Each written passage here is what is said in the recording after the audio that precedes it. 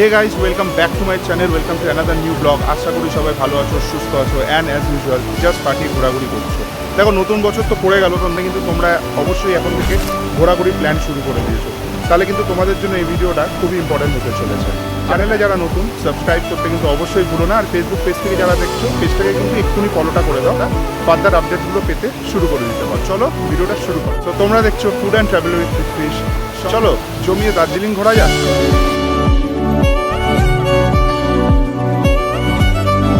প্রত্যেক ব্যক্তির জীবনে অ্যাডভেঞ্চার খুবই প্রয়োজন। তাই কলকাতা থেকে বাসে করে এবার রওনা দিলাম শিলিগুড়ির উদ্দেশ্যে। এবারে আমাদের গন্তব্যস্থল দার্জিলিং। আমরা এসপ্ল্যানেড হইতে শিলিগুড়ির গ্রিন লাইন সার্ভিসেসের স্লিপার ক্লাস বাসটি বুক করেছিলাম। ওটার কথা ছিল 8:20-তে, বাট সামহাউ ওটা লেট হয়েছে। তো লেট হয়ে এটা বেশ অনেকটাই লেটে গাড়িটা ঢুকেছে, প্রায় অ্যাপ্রক্স 9টার সময় ঢুকেছে। কিন্তু সেই বাসের ব্যাপারে একটু বলে দিতে চাইবো। সেটা হচ্ছে, যদি তোমরা কখনো এই বাসটা বুক করো, অবশ্যই আপার যে স্লিপার কোচটা আছে সেটাকে বুক করো। তাহলে কি হবে না, যদি বসে বসে যাওয়ার চাও তাহলে কী হবে, তোমার কোমর ধরে যেতে পারে, অস্বস্তি ফিল হতে পারে। বাট সেখানে কিন্তু তুমি যদি উপরে আপার স্লিপার কোচটা নিয়ে নাও, তাহলে কি তোমার প্রয়োজন হলে তুমি শুয়েও যেতে পারবে। তো এখন বাজে হচ্ছে মোটামুটি 11:20। তো বাস কিছুক্ষণের মধ্যে ছাড়বে। এখানে আমাদের 20 মিনিটের একটা হল্ট দিয়েছিল খাওয়া দাওয়ার জন্য। একবার দেখিয়ে দিই যে আপার স্লিপার কোচটা ঠিক কীরকম। এই যেমন এখানে দেখতে পাচ্ছ ব্ল্যাঙ্কেট দিয়েছে, বালিশের ব্যবস্থা আছে, আর দেখতে ঠিক এরকম। দুটো জলের বোতল দেবে। এরোপ্লেনে চড়েছেন মনে হচ্ছে। হ্যাঁ সেটাই, এটা হচ্ছে সস্তার এয়ারপ্লেন। যারা বেসিক্যালি ওয়াশরুম বারবার যাও, বা ধরো একটু বয়স্ক মানুষ যাদের ধরুন আপনাদের অসুস্থতা রয়েছে, তারা অবশ্যই কিন্তু এই বাসটাতে আমি বলবো যে প্রেফার না করার জন্য। সকাল 7টায় এই বাসটি পৌঁছে গেছিল তেনজিং নরগে বাস স্টপে, এবং সেখান থেকে আমরা পেয়ে গেছিলাম শেয়ার ক্যাব, যেটির ভাড়া নিয়েছিল 250 টাকা করে। এনজিপি অথবা শিলিগুড়ি থেকে গাড়ি যত এগোয়, পাহাড়ের একফালি ঝলক যেন ডাক দিয়ে প্রত্যেককে স্বাগত জানায়। মাঝপথে একটুখানি আমরা দাঁড়িয়েছি, একটুখানি ব্রেকফাস্ট করে নিলাম। ব্রেকফাস্ট করে এইবার রওনা দেবো দার্জিলিংয়ের উদ্দেশ্যে। শেয়ার ক্যাবে আসলে কিন্তু এটা একটা ফ্যাসিলিটি আছে, 10 মিনিটের জন্য কিন্তু তোমাকে একটা ব্রেকফাস্টের জন্য একটা ব্রেক দেবে। তো সেখানে তুমি কিন্তু অবশ্যই খাওয়া দাওয়া করে নিতে পারো। তো চলো, ওয়ে টুয়ার্ডস দার্জিলিং। দার্জিলিং যে চায়ের জন্ম দেয় তার জন্য এবং কাঞ্চনজঙ্ঘা পর্বতমালার দুর্দান্ত দৃশ্যের জন্য সারা বিশ্বে বিখ্যাত। দ্য কুইন অফ হিলসের সেই প্রাকৃতিক সৌন্দর্য দেখতে দেখতে আমরা পৌঁছে গেলাম আমাদের বুকিং করা হোটেলটিতে।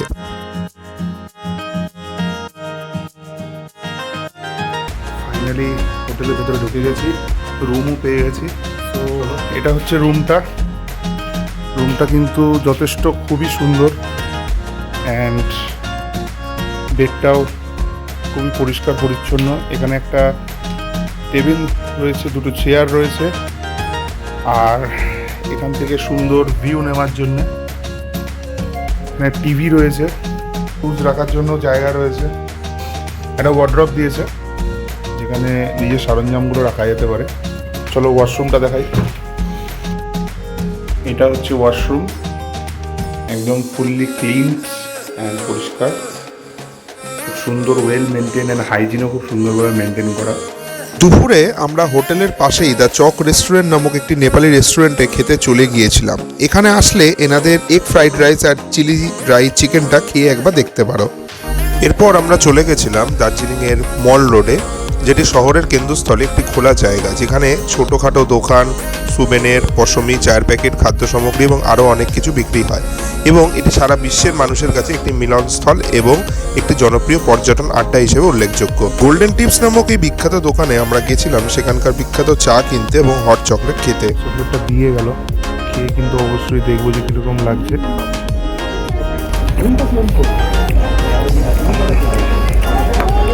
বেশ ভালো, তবে খেয়ে কিন্তু সেই বনবিটা ফিল করছে। জোকস ব্যাপার, দার্জিলিংয়ে এসে হট চকলেট যে খাইনি সে ভাই বিরাট কিছু লস করছে। একবার কিন্তু অবশ্যই এসে এখান থেকে একবার ট্রাই করো, একবার নিয়ে নেওয়া যাক। চোখে পড়লো এখানকার উল্লেখযোগ্য গোর্খা সম্প্রদায় নেপালি সংস্কৃতি, পাহাড়ি তৎপরতা, সুবিধা ব্যবস্থা এবং সৌন্দর্যটাকে তুলে ধরা হয়েছে ভাস্কর্যের দ্বারা। এবার শুতে চলে এসেছি, ঘুমিয়ে পড়তে হবে। দার্জিলিংয়ের যে বিখ্যাত কয়েকটা জায়গা আছে সেই জায়গাগুলো কিন্তু অবশ্যই আমরা দেখতে যাবো। তোমাদের সাথে কালকে সকালে দেখা হচ্ছে। Good morning everyone, fresh day, fresh start, আর হেডিং টুয়ার্ডস কেভেন্টার্স। আজকে তোমাদের যেটা বললাম যে দার্জিলিংয়ে কিন্তু আজকে যে বেস্ট প্লেসেসগুলো আছে ঘোরার জন্য সেগুলো কিন্তু অবশ্যই ঘুরবো। এরপর আমরা চলে গেছিলাম দার্জিলিংয়ের সব থেকে উল্লেখযোগ্য কেভেন্টার্সে। এখানকার বিখ্যাত ইংলিশ ব্রেকফাস্ট করার জন্য মানুষ অনেক সকাল থেকে লাইন দিয়ে অপেক্ষা করে। সাপ কেভেন্টার্সে কি লেভেলের লাইন, পুরো মানে শিয়ালদায় রাজুর পরোটার যেরকম লাইন পড়ছে সেরকম ভোর 4টে থেকে 5টা থেকে সব লাইন দিচ্ছে এখানে, মানে যাতা অবস্থা। এখানে বিখ্যাত চিত্র পরিচালক শ্রী সত্যজিৎ রায় 1962 সালে তার ছবি কাঞ্চনজঙ্ঘা শুটিং করেছিলেন এবং রণবীর কাপুর তার সিনেমা বরফিরও শুটিং করেছিলেন। এটি এর প্রথম তলা থেকে মাউন্ট কাঞ্চনজঙ্ঘার একটি দুর্দান্ত দৃশ্য সরবরাহ করে। খাওয়া দাওয়ার এখানে অনেক সম্ভার আছে, তো ভিডিওতে মেনুটা দিয়ে দিলাম, পজ করে দামগুলো দেখে নিতে পারো। সো বলতে বলতে আমাদের হট প্লেটারটা চলে এসছে। এটা কিন্তু প্রাইস পড়বে 420 রুপিস। তোমরা কিন্তু এটা রিকমেন্ডেবল আমি বলবো, কারণ এটাতে কিন্তু দুজনের জন্য এনাফ। আর তাছাড়াও যদি তোমাদের এখানে আরও অনেক আইটেম আছে, তোমাদের যদি মনে হয় সেগুলো তোমরা খাবে, সেটা কিন্তু খেতেই পারো। খাওয়া দাওয়াটা শেষ করে এবার গাড়ি নিয়ে আমরা কিন্তু বেরিয়ে পড়েছি। তো এখন চলে এসেছি জাপানিজ বুদ্ধিস্ট টেম্পেলে। নিপুনজ্যান মাইহোজি বৌদ্ধ মন্দির নামেও পরিচিত মন্দিরটি 1972 সালে নির্মিত হয়েছিল এবং এটি দার্জিলিং শহরের কেন্দ্র থেকে 10 মিনিট দূরে জলপাহাড় পাহাড়ে অবস্থিত। স্থাপত্যের ক্লাসিক জাপানি শৈলী প্রদর্শন করে এবং এই জাঁকজমকপূর্ণ সাদা বিল্ডিং দর্শকদের একটি নির্মল এবং শান্ত অভয়ারণ্য প্রদান করে, যেখানে তারা ধ্যান করতে পারে। বুদ্ধিস্ট টেম্পলের পাশে রয়েছে পিস প্যাগোডা, যেটি হলো শান্তি প্যাগোডাগুলির মধ্যে একটি, যা সমস্ত জাতি এবং ধর্মের লোকেদের বিশ্ব শান্তির সন্ধানে তাদের একত্রিত করতে সাহায্য করার জন্য ফোকাসের প্রদান জন্য ডিজাইন করা হয়েছে। সো আগে দুবার যখন সিকিম আর কোলাকাম গিয়েছিলাম তখন তো কাঞ্চনজঙ্ঘা দেখেছিলাম খুব ভালোভাবে চোখের সামনে।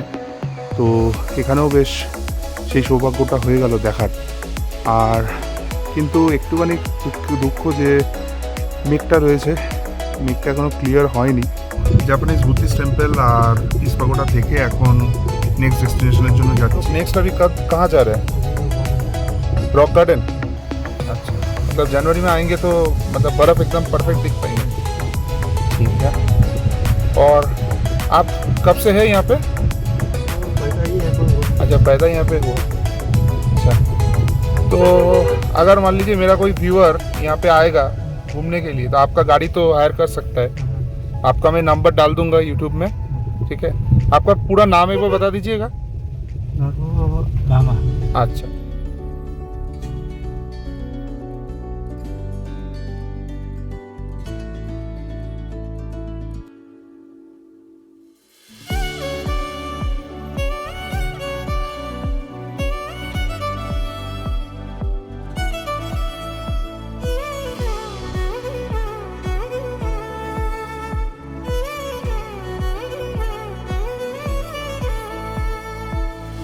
সো রক গার্ডেনটা অনেকটা উপর অবধি। সো ওটার সময়টাতে একটু কষ্ট হতে পারে, নামার সময়টা খুবই স্মুথ, অসুবিধা হয় না। এটা তো মাউন্টেন্সে যারা আসো তারা তো জানোই। এই বাগানটি 40 একর এলাকা জুড়ে বিস্তৃত এবং সম্পূর্ণরূপে শিল্প এবং বাড়ির বর্জ্য এবং নিক্ষিপ্ত আইটেম দ্বারা নির্মিত। বাগানটিতে পুনর্ব্যবহৃত সিরামিক থেকে তৈরি ভাস্কর্যের জন্য সবচেয়ে বেশি বিখ্যাত এবং আপনি 20 টাকার বিনিময়ে এই বাগানটি পুরোপুরি প্রদর্শন করতে পারবেন।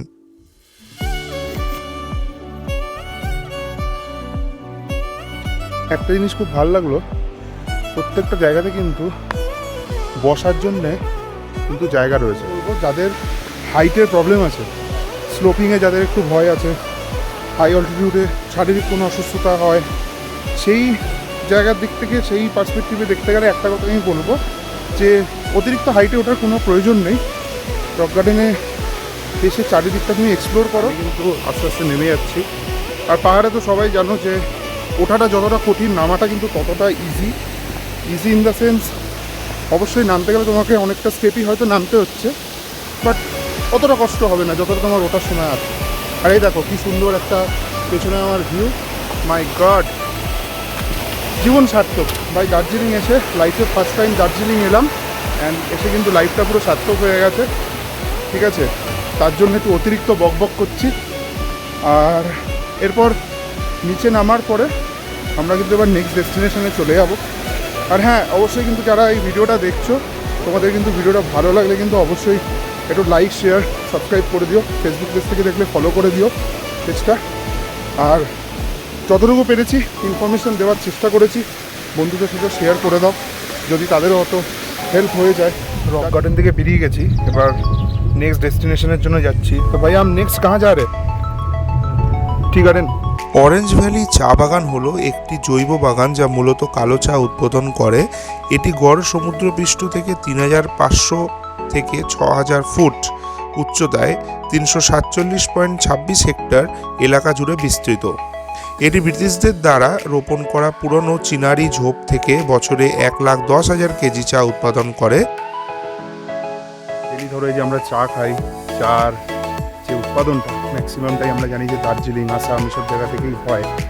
তো জাস্ট ভিউটা দেখো, মানে এরকম একটা জায়গায় দাঁড়িয়ে আছি আর পেছনে এরকম একটা ভিউ, মানে জাস্ট কিছু বলার নেই, অসাধারণ লাগে। এই দাদা কিন্তু খুব ভালো সার্ভিস দিলেন আমাদেরকে, মানে সবথেকে বড় কথা অত উপর থেকে নিচে নিয়ে আসলো, তার উপর রাস্তা কিন্তু খুব খারাপ।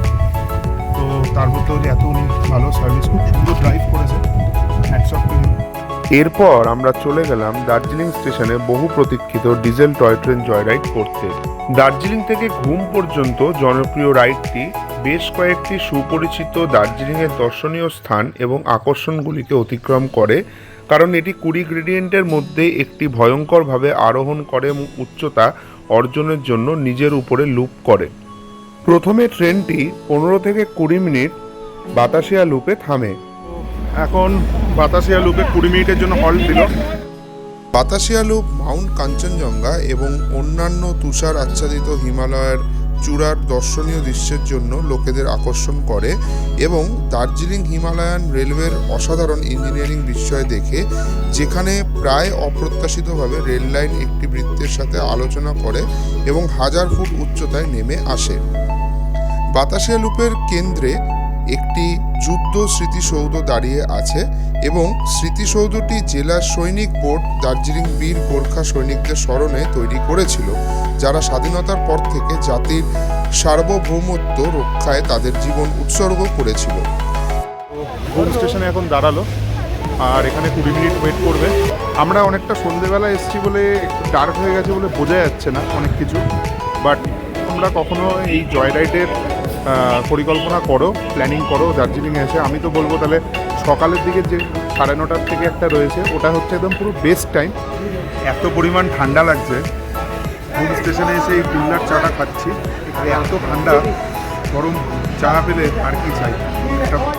দার্জিলিংয়ে ডিজেল জয় রাইড এক কথায় কিন্তু খুব সুন্দর পরিষেবা প্রদান করলো, এবং এরপর আমরা দার্জিলিংয়ের আরেকটি বিখ্যাত জায়গা গ্লেনারিসে চলে গেলাম। নতুন বছর এবং ক্রিসমাসের উপলক্ষে গ্লেনারিস কিন্তু একটা আলাদা মাত্রায় সেজে উঠেছিল এবং সত্যি দেখতে খুব সুন্দর লাগছিল। গ্লেনারিসে এসে একটা নতুন আইটেম ট্রাই করছি, এটার নামটা হচ্ছে অ্যাপেল পাই উইথ আইসক্রিম। এটার প্রাইসটা হচ্ছে 215 অ্যান্ড এটা কাইন্ড অফ ডেজার্টস আর কি। সো লেটস ট্রাই, দেখা যাক কীরকম লাগে।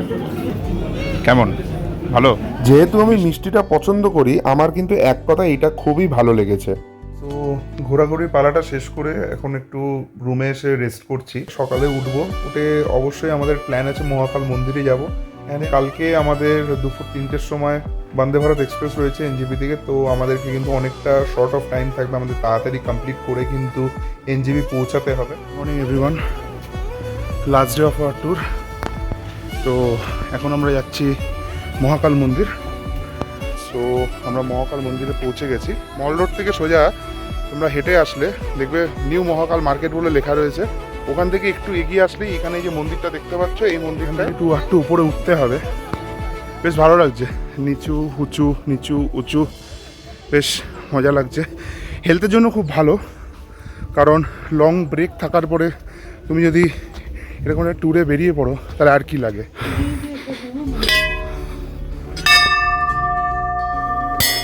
জয় মহাকাল, জয় মহাকাল। ভগবানের যে কোনো স্থানে যেতে আমি বরাবরই খুবই আগ্রহী। মহাকাল মন্দির দর্শনে একটি আলাদা মাত্রায় শান্তি দিল আমার মধ্যে। পিছনে ফেলে আসা দিনগুলির জন্য এবং নতুন বছরটা যাতে সুস্থ সবলভাবে কাটাতে পারি তার জন্য এবং পরিবারের শান্তি সুস্থতা কামনা করে রওনা দিলাম বাড়ির উদ্দেশ্যে। আর নিয়ে গেলাম কিছু সুন্দর স্মৃতি। দার্জিলিং সত্যি তোমাকে কিন্তু খুব মিস করব।